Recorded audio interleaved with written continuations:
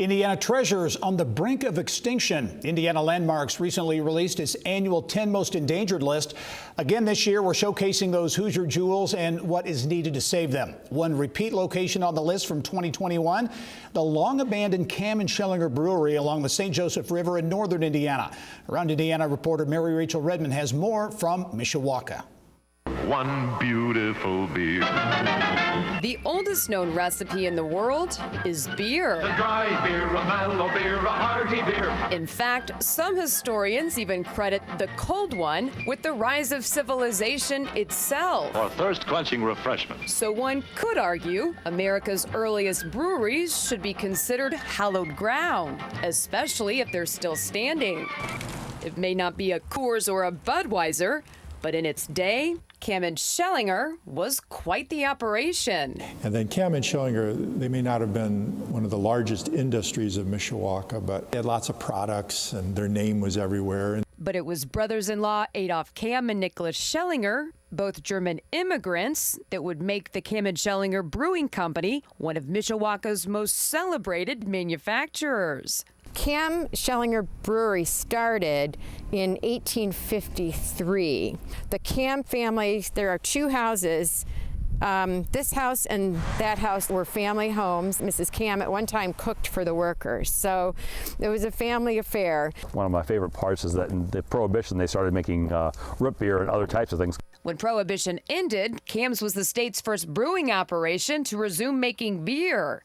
And production hit an all-time high. So much so, it sponsored the number 47 Kamm Special in the 1938 Indianapolis 500. It was a successful family-run business for almost 100 years. But the prosperity wouldn't last. In 1951, the brewery permanently closed.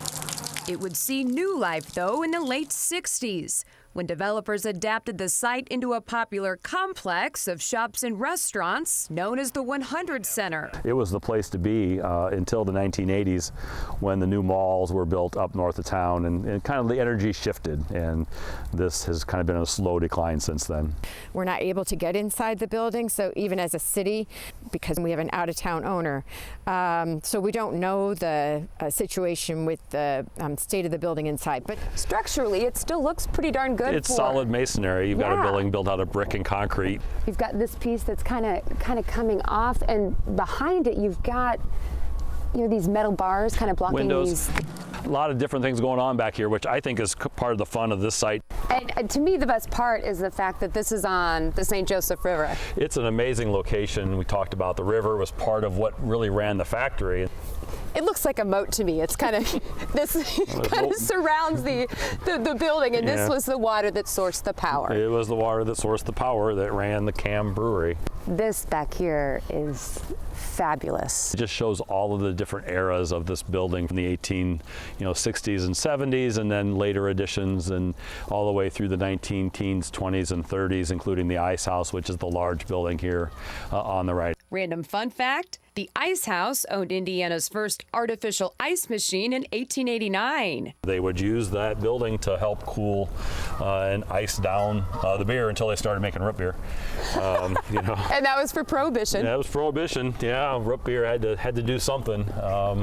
And so the tall building here, which I think also offers lots of opportunities for reuse. You can put a lot of different things inside this large, tall building. Yeah.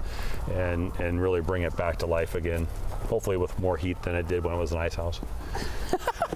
Now to the front of the building. Certainly lots here that could be worked with to bring a lot of character back into a new use, but just real dynamic facades. It's time, it needs a new life. It's one of the oldest structures left in the city of Mishawaka. From an historical standpoint, it's worth it. It's Mary-Rachel Redman from earlier this year in Mishawaka.